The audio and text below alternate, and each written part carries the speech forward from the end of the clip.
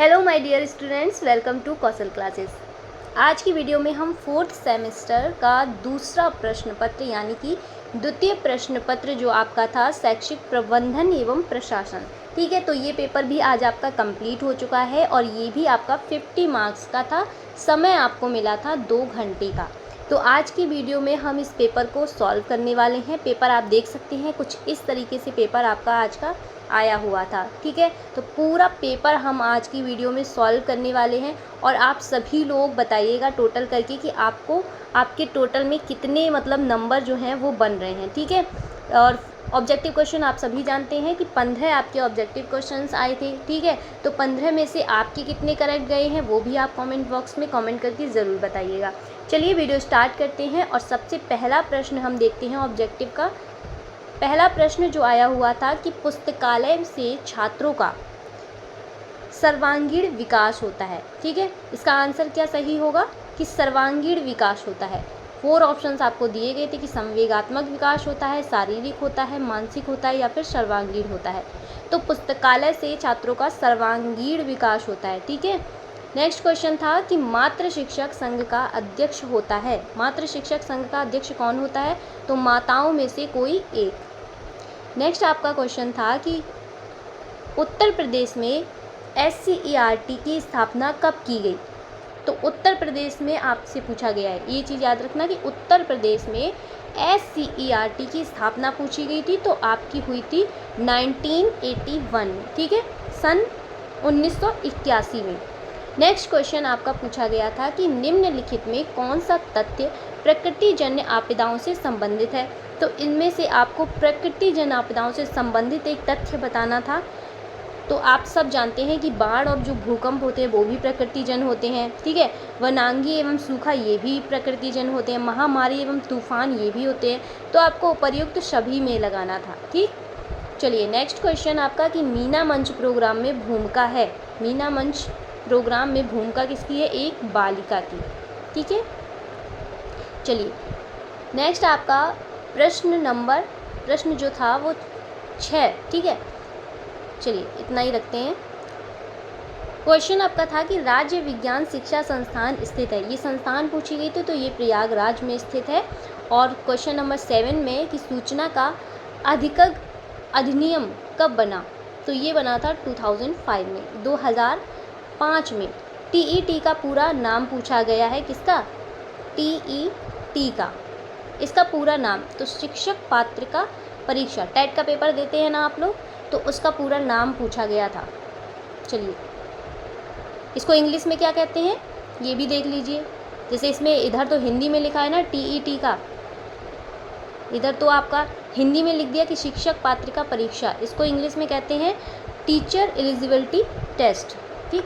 चलिए next question कि वित्तीय प्रबंधन के साधन हैं। तो वित्तीय प्रबंधन के साधन कौन कौन है? विद्यालय अनुदान, DLM पॉन्ड, ठीक है, समुदाय में प्राप्त धन, तो ये सभी हैं। नेक्स्ट क्वेश्चन आपका था कि NIOS की स्थापना हुई थी, ये हुई थी 1989 में। नेक्स्ट क्वेश्चन नंबर 11 की समस्या समाधान का प्रमुख अंग है। ये क्वेश्चन बहुत बार पूछा गया है, ठीक है। तो इसका ऑप्शन नंबर 2 आपका करेक्ट हो जाएगा। अगर कोई प्रश्न आपका गलत हो रहा है तो फिर आप कमेंट करके ज़रूर बताइएगा, ठीक है। उसको मैं कमेंट बॉक्स में पिन कर दूँगी।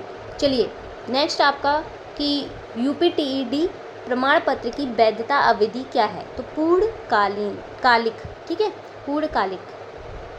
क्वेश्चन नंबर 13 कि निःशुल्क और अनिवार्य शिक्षा का अधिकार का संबंध संशोधन वर्ष जो है वो कब का है? तो 2002, ठीक है, 2002 का। जिला शिक्षा एवं प्रशिक्षण संस्थान में विभागों की संख्या कितनी है?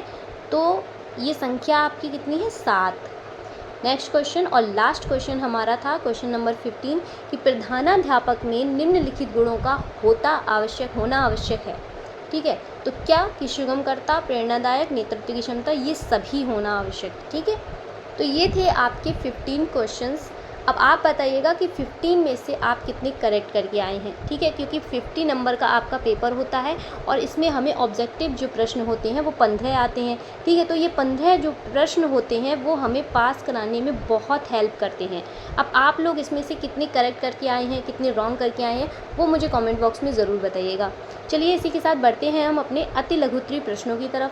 अब देखते हैं कि अति लघु उत्तरीय प्रश्न में आपके कौन कौन से प्रश्न आए थे और आपको कैसे उनको सॉल्व करना था, क्या लिखना था, ठीक है। तो प्रश्न आया था कि संस्थागत नियोजन का शाब्दिक अर्थ बताइए। शाब्दिक अर्थ पूछा गया था, तो संस्था के लिए योजना बनाना, ठीक है। नेक्स्ट क्वेश्चन था कि विद्यालय में बजट के प्रकार लिखिए। तो बजट के प्रकार लिख देते आप लोग, राजस्व, पूंजीगत, सरकारी अनुदान, दान, ठीक है। और 1 नंबर में बस इतना ही लिखना था, आपको ज़्यादा लिखने की ज़रूरत ही नहीं है। बहुत लोग बहुत सारा लिख के आते हैं, उससे आपका क्या होता है कि टाइम वेस्ट होता है, कुछ नहीं।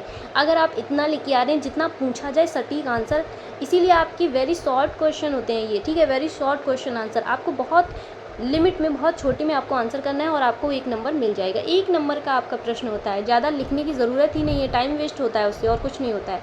चलिए क्वेश्चन नंबर 18 आपका आया हुआ था कि खेल कूद में बच्चों में किन पक्षों का विकास होता है। तो खेल कूद करने से बच्चों के अंदर शारीरिक विकास भी होता है, मानसिक भी होता है, सामाजिक भी होता है और भावात्मक विकास भी होता है, ठीक है। विद्यालय वित्तीय प्रबंधन के 2 उद्देश्य पूछे गए थे, तो आप ऐसे हेडिंग डाल के और 1 और 2 करके लिख सकते थे, ठीक है। क्योंकि जब भी हमसे ऐसा कुछ पूछा जाए 2 बताइए, 3 बताइए उद्देश्य, ठीक है, तो हमें हमेशा पॉइंट करके ही लिखना चाहिए। इससे क्या होता है, कॉपी हमारी थोड़ी सी अट्रैक्टिव लगती है और एग्जामिनर जब हमारी कॉपी ऐसे देखता है और थोड़ा सा अट्रैक्टिव लगता है तो हमें नंबर तुरंत दे देता है, ठीक है। तो क्या क्या था कि कुशल उपयोग एंड नेक्स्ट आपका वित्तीय स्थिरता। चलिए नेक्स्ट क्वेश्चन की तरफ बढ़ते हैं और नेक्स्ट क्वेश्चन आया हुआ था कि लॉग बुक क्या है, ठीक है। तो ये क्या है, दैनिक आधिकारिक अभिलेख है ये, ठीक है। नेक्स्ट क्वेश्चन कि टीएलएम का पूरा नाम क्या है। टीएलएम का पूरा नाम क्या है, शिक्षण अधिगम सामग्री। चलिए आगे बढ़ते हैं और देखते हैं नेक्स्ट क्वेश्चन कि समय सारणी के 2 लाभ लिखिए, ठीक है। अब फिर से आगे कि 2 प्रमुख लाभ लिखना है, तो समय सारणी के लाभ हेडिंग डालकर आप 1 और 2 करके लिख सकते थे, जैसे कि सुव्यवस्थित संचालन एंड नेक्स्ट आपका प्रभावी संसाधन उपयोग। ओके चलिए नेक्स्ट क्वेश्चन, पर्यवेक्षण का उद्देश्य बनाएं। तो पर्यवेक्षण का उद्देश्य क्या होता है, शैक्षणिक गुणवत्ता सुधार। नेक्स्ट क्वेश्चन है कि राज्य परियोजना कार्यालय कहाँ स्थित है। तो ये आपकी लखनऊ उत्तर प्रदेश में स्थित है, ठीक है। संस्थागत नियोजन की एक परिभाषा लिखिए। एक परिभाषा पूछी गई थी आपसे संस्थागत नियोजन की, पहले इसका अर्थ भी आया है, ठीक है। पहला क्वेश्चन था ना कि इसका अर्थ बताइए, तो अर्थ भी पूछा गया है और परिभाषा भी पूछी गई। तो परिभाषा में क्या लिखना है कि लक्ष्यों हेतु सहभागी योजना। आप कोई भी और दूसरी परिभाषा अगर आप याद करके गए थे तो वो भी लिख सकते थे। चलिए नेक्स्ट क्वेश्चन कि विद्यालय प्रबंधन के 2 सोपान लिखिए। अब 2 सोपान लिखने थे, तो कौन कौन से, योजना बनाना एंड संगठन करना, ठीक है। ये आपके 2 सोपान हैं। चलिए नेक्स्ट है मीना मंच से आप क्या समझते हैं। अब देखिए ऑब्जेक्टिव में भी आपसे पूछा गया मीना मंच के बारे में, है ना, कि किससे संबंधित है, तो बालिकाओं से उसमें भी पूछा गया और ये आपसे 1 नंबर में भी पूछा गया। तो जिन्होंने ऑब्जेक्टिव पे ध्यान दिया होगा उन्होंने यहाँ पर भी लिख दिया होगा, ठीक है। तो आप ऑब्जेक्टिव देख के भी अगर आपको ऑब्जेक्टिव से पता होगा तो यहाँ लिख सकते हैं। तो 2 नंबर तो आपके एक जैसे प्रश्न ही आ रहे हैं ना, एक ऊपर अभी वो पूछा गया और एक ये आ गया। मीना मंच से आप क्या समझते हैं, तो क्या है कि बालिकाओं का सशक्तिकरण मंच, ठीक है। एनपीआरसी का पूरा नाम लिखिए। एनपीआरसी क्या है, एनपीआरसी इसका आपको पूरा नाम पूछा गया है, तो न्याय पंचायत संसाधन केंद्र। अब बढ़ते हैं नेक्स्ट क्वेश्चन की तरफ। नेक्स्ट हमारा क्वेश्चन है कि मनोविज्ञानशाला उत्तर प्रदेश के 2 कार्य बताइए। 2 कार्य पूछे गए हैं, तो 2 कार्य कौन कौन से हैं, परामर्श एंड शैक्षिक अनुसंधान, ठीक। चलिए नेक्स्ट क्वेश्चन कि जिला परियोजना कार्यालय के मुखिया के कार्य क्या हैं। मुखिया के कार्य पूछे गए हैं, किसके, जिला परियोजना कार्यालय के मुखिया के कार्य, तो क्या होंगे, कार्यान्वयन, निगरानी और वित्तीय प्रबंधन, ठीक है। चलिए ये थे हमारे अति लघु उत्तरीय प्रश्न और जितने भी आपके लघु उत्तरीय प्रश्न आए होंगे वो तो आप लोगों ने कर ही लिए होंगे, ठीक है। जो आपके लॉन्ग क्वेश्चन आते हैं लॉन्ग क्वेश्चन आंसर वो तो आपने कर ही लिए होंगे, और वो आते हैं आपके 2 नंबर के, तो वो भी आपने अच्छे से किए होंगे। अगर आप आधा भी लिख के आए हैं, जैसे कि बहुत सारे लोगों के पास टाइम नहीं होता है लास्ट तक करते करते, ठीक है, तो उन्होंने थोड़ा थोड़ा लिख के आए होंगे, तो कोई दिक्कत की बात नहीं है, आपको 1 नंबर तो मिलेगा ही अगर आप लिख कर आए हैं तो, ठीक है। और अगर आप छोड़ के ही आ गए हैं तो फिर आपको नंबर नहीं मिलेंगे। बाकी बात करते हैं टेलीग्राम की, तो आप टेलीग्राम पर मुझे फॉलो कर सकते हैं, ठीक है, ज्वाइन कर सकते हैं मेरा टेलीग्राम चैनल कौशल क्लासेस के नाम से।